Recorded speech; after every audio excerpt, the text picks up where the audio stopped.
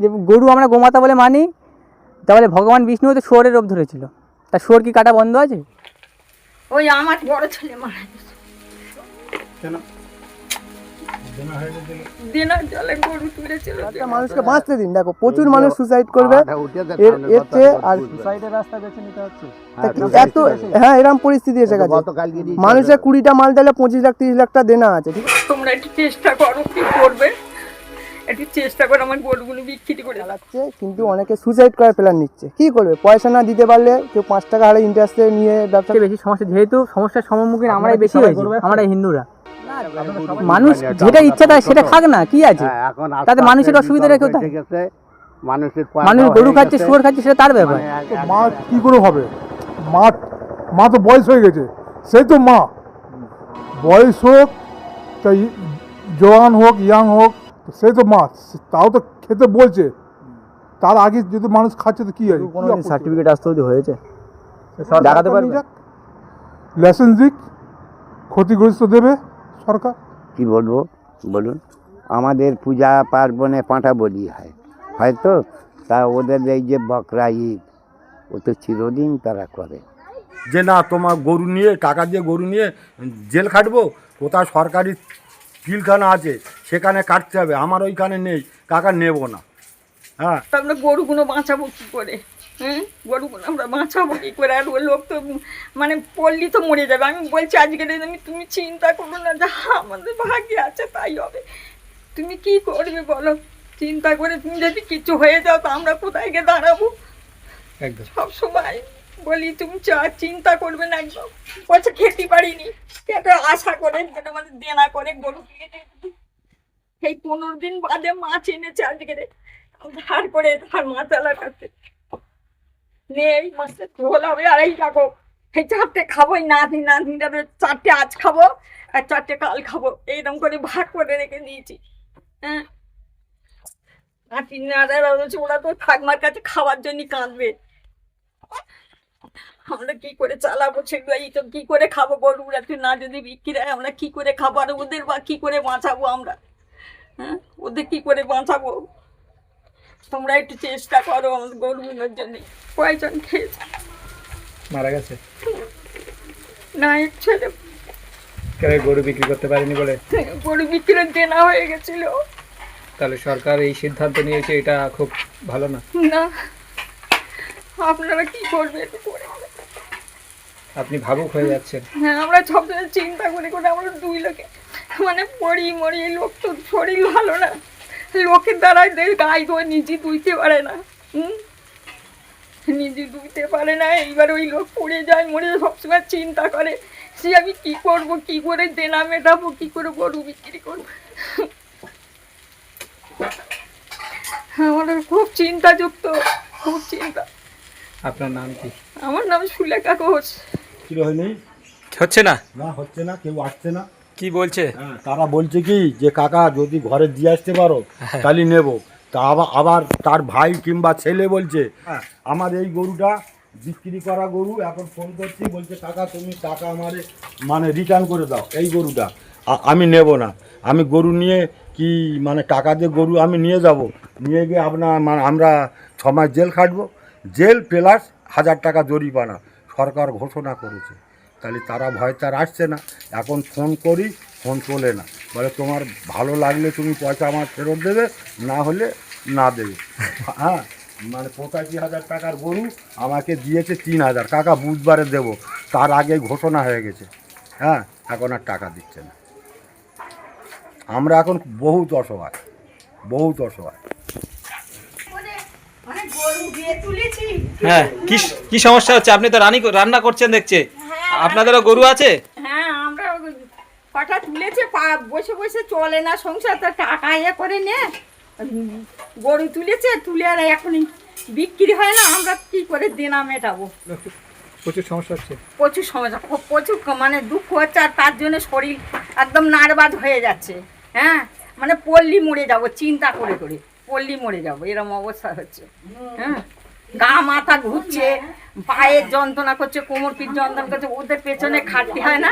ওরা আমরা তো সেই রাত পেয়ে উঠে ভোর 4টে থেকে ওদের পেছনে খাটি। আর সেই গরু যদি না বিক্রি হয় আমরা দেনা কি করে দেবো আর ওদের টানবো কি করে? টানতে পারবো না তো, খাওয়া দিতে পারবো না। তা ওদের মা বলছে তো, বা বলছে তা আমাদের মা আমরা ঘরে রাখতে হবে, পুষতে হবে। আর পুষে আমরা কি করবো? আর দুধ নেই, পুষে কি করবো? হ্যাঁ, ওই লোকের তো মাথা ঘোরে, ওই লোক মরে যাচ্ছিল স্ট্রোক হয়ে, হ্যাঁ মরে যাচ্ছিল, অনেক কিছু করে তারপর ওই লোকে বাঁচিয়েছে। তো বসে বসে সংসার চলে, খাওয়া হয়, আমরা খাবো কি করে? হ্যাঁ, ওই আমার বড় ছেলে মারা গেছে। বলছি শাস্ত্রে আপনাদের কি বলে?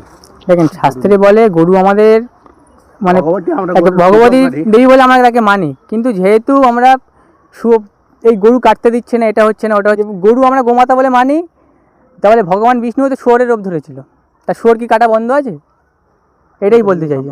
লোকরা খায়। আগে তো এইসব লোক ছিল না, আগে আপনি কি বলছেন যে এই খাওয়ার বিষয়ে মসজিদ না, একটা করে গরু মানুষ কুরবানি হয়, যেটা ইচ্ছা তাই সেটা হতো। খাক না, কি আছে? হ্যাঁ, এখন আস্তে তাতে আস্তে মানুষের অসুবিধা বিকল্প কোথায়? এসে গেছে, মানুষের মানুষ গরু খাচ্ছে, শুয়োর খাচ্ছে, সেটা তার ব্যাপার। মানে এতে ইনভেস্ট করাটা ভালো, ইনভেস্ট করতে পারবে, কিন্তু ইনভেস্ট থেকে তুলতে গেলে আপনার মাথা খারাপ হয়ে যায়। তুলবে কি করে মানুষ? গরু পাওয়া যাবে আপনাদের কাছে? না, 14 বছর গরু একটা বাঁচে না। আপনাদের গরু সার্টিফিকেট আছে? গরু কোনোদিন সার্টিফিকেট আসতে অবধি হয়েছে? দেখাতে পারবেন?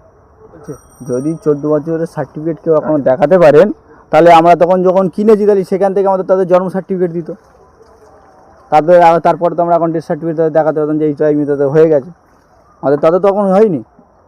বিভিন্ন জায়গায় দেখতে পাচ্ছি গরুর কেনা বেচা নিয়ে একটা সমস্যা তৈরি হচ্ছে, আপনারা কি বলবেন? আপনাদের কি সমস্যা? আমাদের সেই একই সমস্যার মধ্যে আমরা রয়েছি। আমাদের বেশি সমস্যা আমাদের হচ্ছে, কেন আমরা 1 বছর পালপোষ করে তাদেরকে বড় করেছি, আর তারা কিনে এনে ডাইরেক্ট বিক্রি করছে। ওদের চেয়ে বেশি সমস্যা, যেহেতু সমস্যার সম্মুখীন আমরাই বেশি হয়েছি, আমরা হিন্দুরা।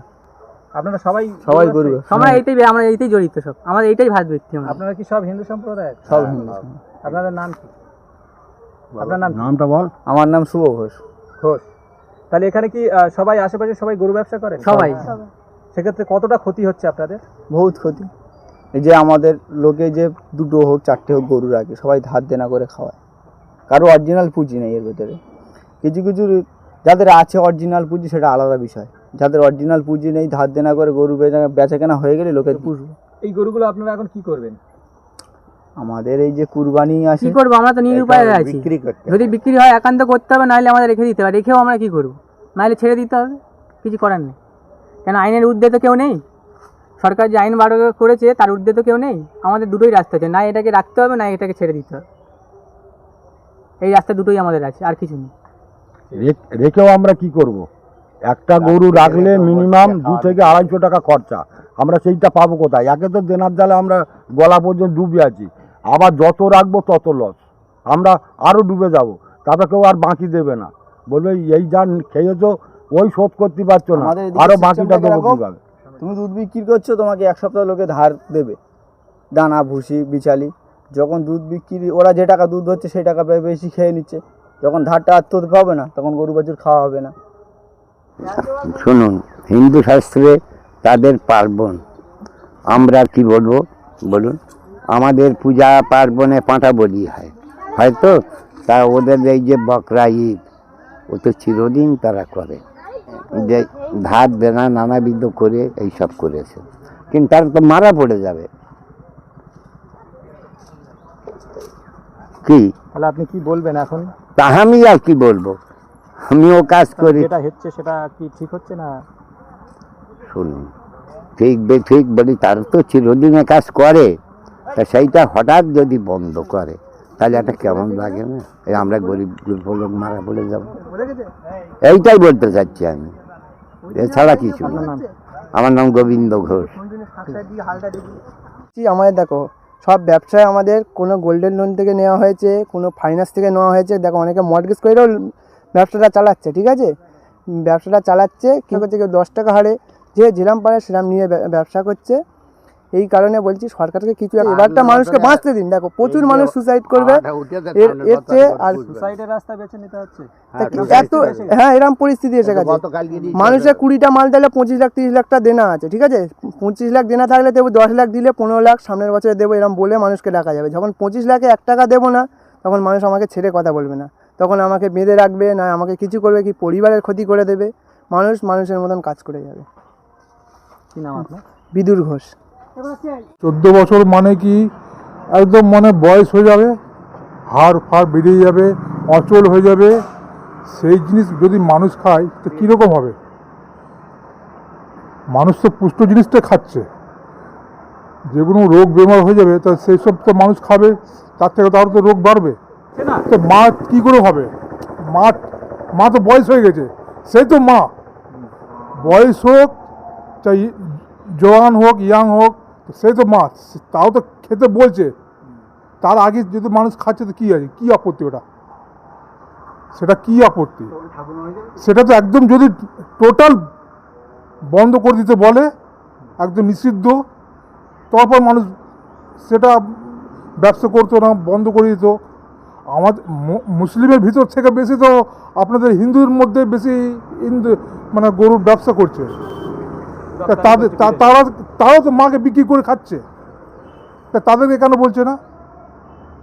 শুধু মুসলমান খাচ্ছে বলে দূষিত?